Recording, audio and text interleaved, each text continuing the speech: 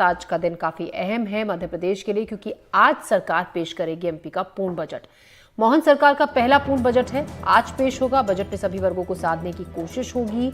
वित्त मंत्री जगदीश देवड़ा सदन में बजट पेश करेंगे। करीब 4.25 लाख करोड़ का हो सकता है बजट। स्वास्थ्य, शिक्षा, महिला, गरीब और किसानों पर फोकस रहेगा। धार्मिक, पर्यटन, विकास को लेकर भी बजट में बड़े प्रावधान की संभावना है। बजट में कोई नया टैक्स लगाने या फिर बढ़ाने की संभावना नहीं है। बजट में इंफ्रास्ट्रक्चर पर भी मुख्य फोकस होगा। बहरहाल अभी ये सिर्फ कयास लगाए जा रहे हैं, क्या हो सकता है क्या नहीं हो सकता है।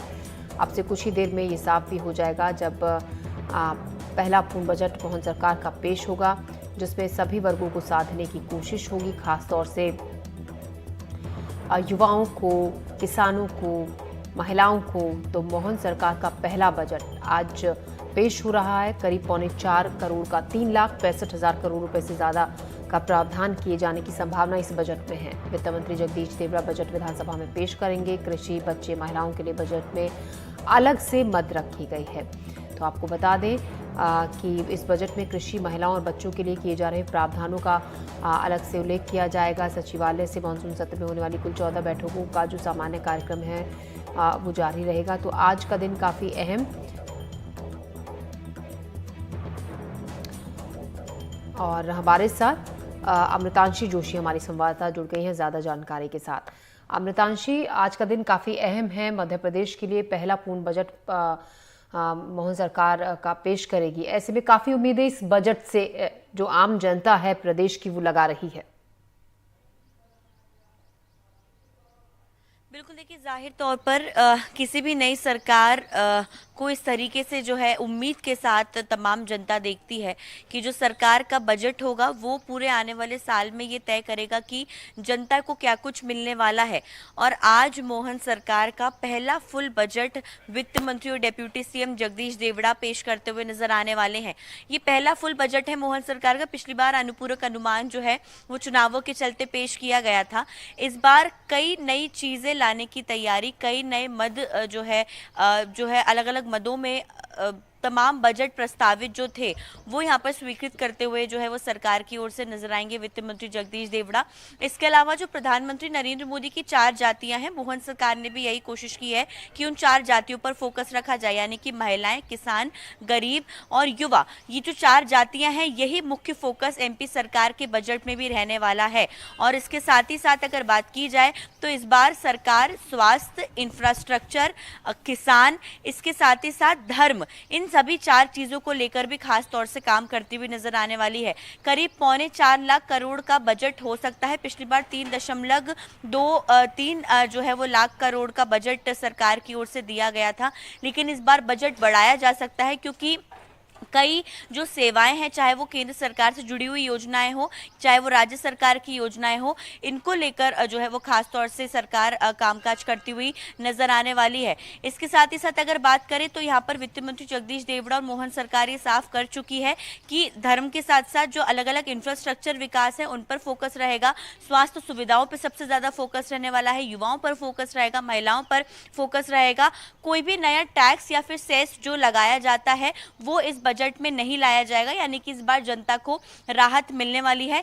लेकिन जनता से जुड़ी हुई योजना, जन भागीदारी से जुड़ी हुई जो योजना है उनमें खास तौर से ये जो बजट है वो काफी ज्यादा महत्वपूर्ण रोल निभाता हुआ नजर आएगा। इंफ्रास्ट्रक्चर के अलावा अगर बात करें तो ज्यादा से ज्यादा जो नए फ्लाईओवर, ब्रिजेस स्वीकृत हो सकते हैं, पीडब्ल्यूडी विभाग ज्यादा से ज्यादा काम कर सकता है, इसको लेकर मुख्य फोकस रहने वाला है। इसके साथ ही साथ जो पीएम पर्यटन सेवा है, जो केंद्र सरकार से जुड़ी हुई योजना है, उनको लेकर मध्य प्रदेश में किस तरीके से काम होगा उसको लेकर अलग से बजट आएगा। धर्म पर सरकार का फोकस रहने वाला है। जो श्री कृष्ण पाथे है उसको जो है वो अच्छा खासा बजट दिया जाएगा। एक जो धार्मिक सर्किट पूरा तैयार करने को लेकर मोहन सरकार कार्यरत है, इसको लेकर बजट में खास प्रावधान हो सकते हैं। हालांकि लगातार लाडली बहना जो योजना है वो जारी रहेगी।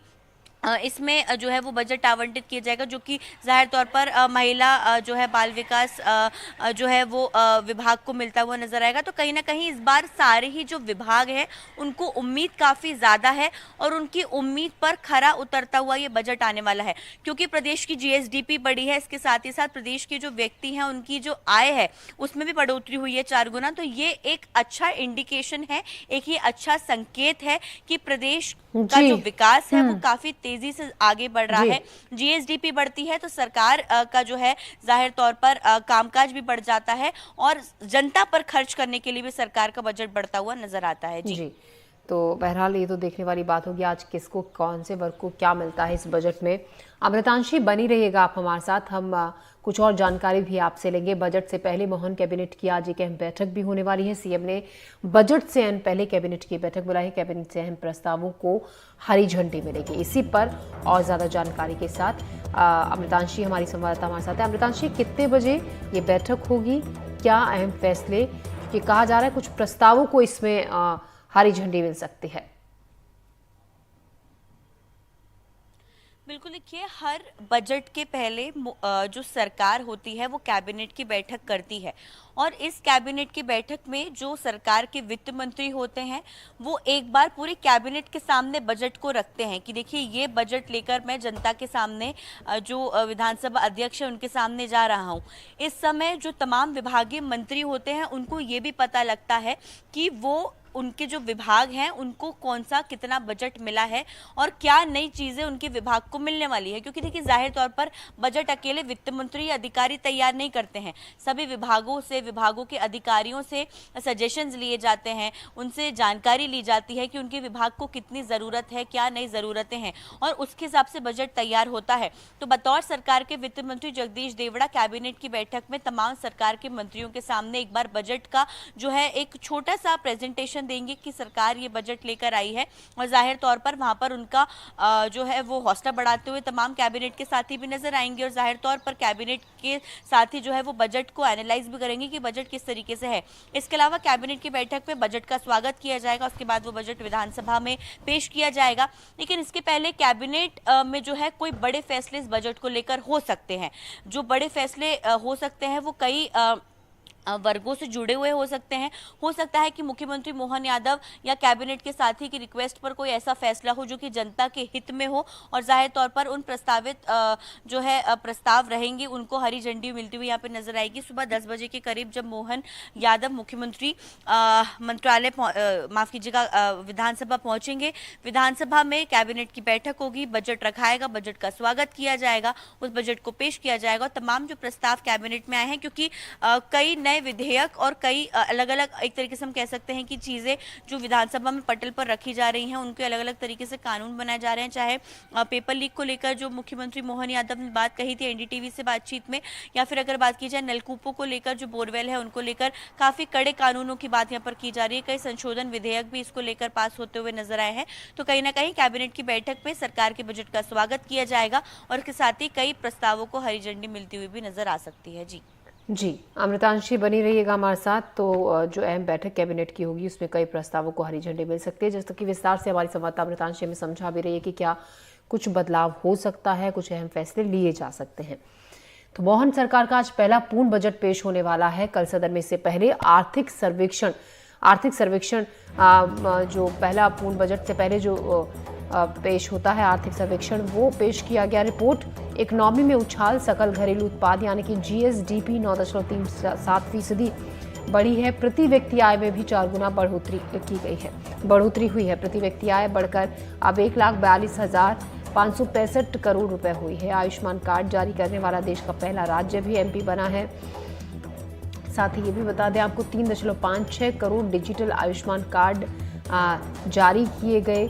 तो मोहन सरकार का आज पहला बजट पेश होने वाला है। जो कल आर्थिक सर्वेक्षण जो पहला वो पेश किया गया, उससे पहले जो उसके बारे में भी ज़्यादा जानकारी के साथ अमृतांशी हमारी संवाददाता हमारे साथ बनी हुई है। जी अमृतांशी। देखिए सरकार जो बजट के पहले आर्थिक सर्वेक्षण लेकर आती है, इससे जो वित्तीय स्थिति है प्रदेश की वो पता लगती है।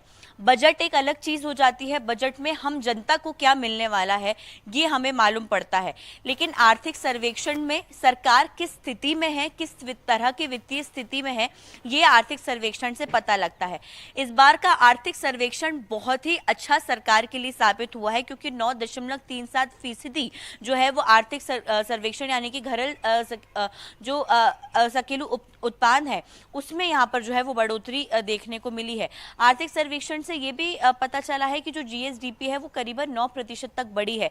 अगर जीएसडीपी प्रदेश की बढ़ती है यानी कि प्रदेश के जो प्रति व्यक्ति है उनकी आर्थिक स्थिति में सुधार आ रहा है, और जाहिर तौर पर जो प्रति व्यक्ति आय है वो 4 गुना यहाँ तक बढ़ती हुई भी नजर आई है।